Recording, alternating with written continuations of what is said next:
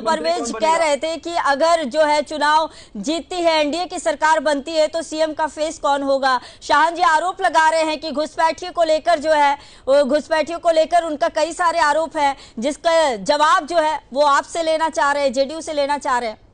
देखिए, बिल्कुल मैं शाहन परवेज जी को बोल देना चाहता हूँ कि ये सर्वविदित है कि माननीय नीतीश कुमार जी के नेतृत्व में 2005, 10, 15, 20 और 25 का चुनाव होने जा रहा है और वही सीएम होंगे। और इसकी सफाई मुझे नहीं देनी है। हमारे दल के सभी, हमारे गठबंधन के सभी दल के प्रमुख ने इस बात की पुष्टि कर दी आज कि यही बात आप राहुल गांधी जी से आप बुलवा लेते इस संदर्भ में, तो मुझे लगता है कि बहुत खुशी होती। लेकिन शाहन परवेज जी आदतन फुटेज चोरी के शिकार है।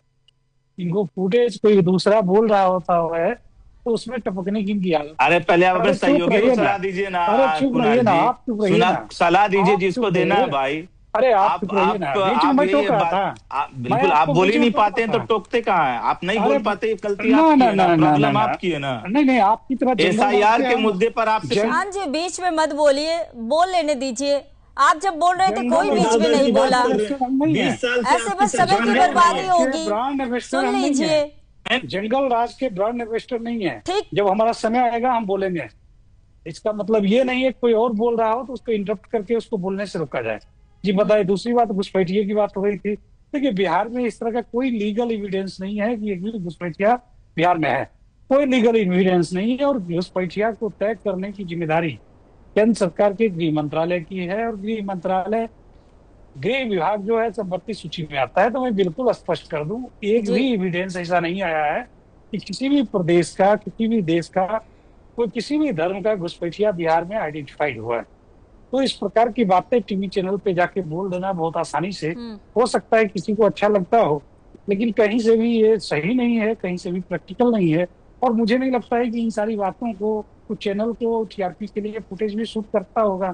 घुसपैठिया और बांग्लादेशी के बिना उनका पूरा डिबेट ना हो। लेकिन बिहार सर्वधर्म संभाव के लिए जाना जाता रहा है। बिहार जितना हिंदू का है उतना ही मुस्लिम का है, उतना ही सिख का है, उतना ही ईसाई का है, उतना ही बौद्ध का है और उतना ही जैन का है।